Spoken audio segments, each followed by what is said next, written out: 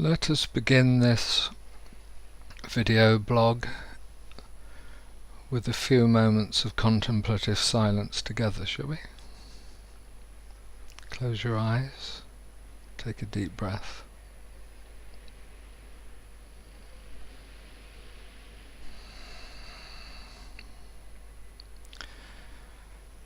Relax your tummy and your abdomen, allow yourself to feel the security of your seat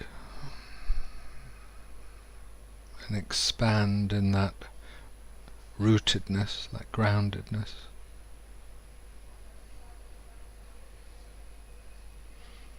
And take a deep breath and feel into the very crown of your head, as if you are connected to heaven, to higher energies. And finally ground and connect both the physical ground with the higher energies in the heart. Take a deep breath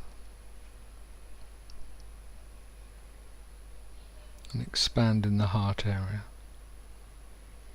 Sit with the connection between these three centers.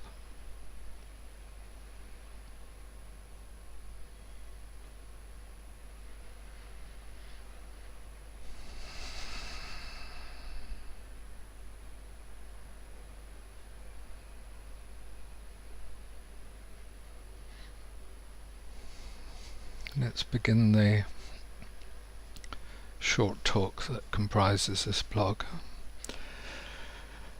Is there ego or not? Do we have one? Is it desirable at all? What is it? Why are we so confused with the endless spiritual messages, usually negative, concerning ego? The word ego simply means I. It denotes the self-sense.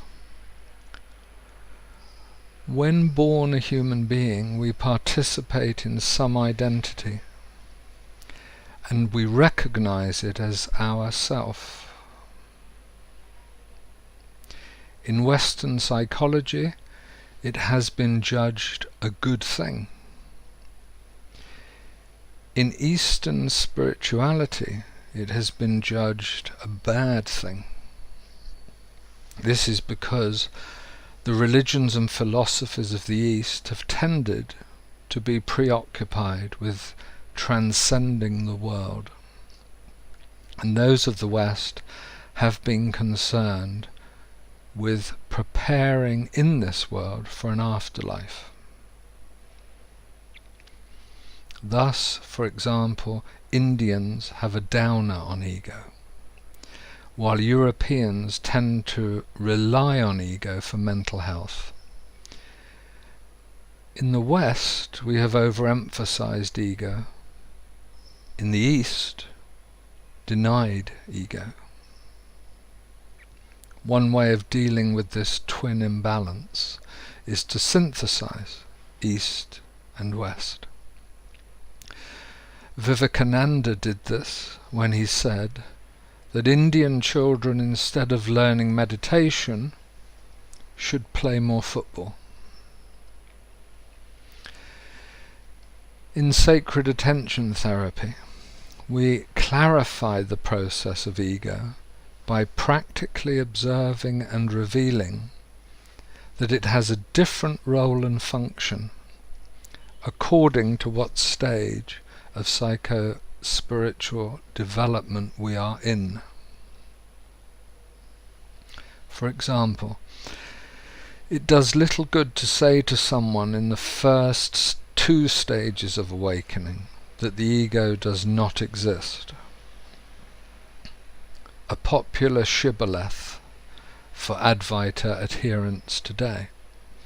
And before I get spiritually assassinated by the Advaita zealots, just allow me enough breath to tell briefly the following wonderful story from Ramana Maharshi's anecdotes, the Indian saint who perhaps more than anyone was responsible for introducing us to the profound teaching of Advaita Vedanta.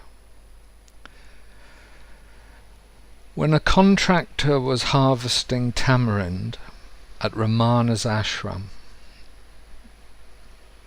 he catapulted stones at the monkeys to scare them away, and he inadvertently killed one.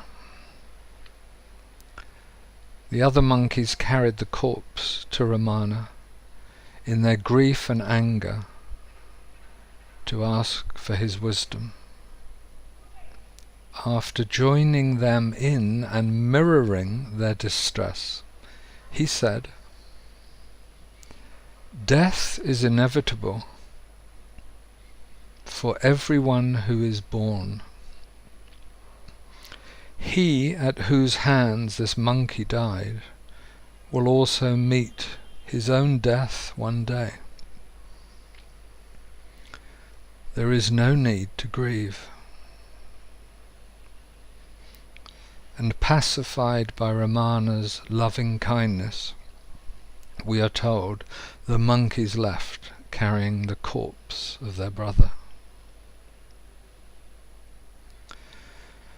Now, we notice Ramana did not say that there is no ego, no body, no self. He didn't choose to slap sense into them, but he simply met the situation and reflected the events clearly and compassionately in an appropriate way. Please, this to the Advaitists, stop telling all the world that there is no I, no self, no body, no world. It can only be interpreted by many of us to be a nihilistic philosophy which leads us to despair. Some people are fragile in mind and heart. Some are damaged and wounded. Some are trying very hard to build a strong sense of ego, of self, and perhaps in time they will find themselves ready to receive the teachings of no self, but they are not ready, not yet. You would not teach this to a young child, and many of us are still as little children. So please do not catapult stones at us.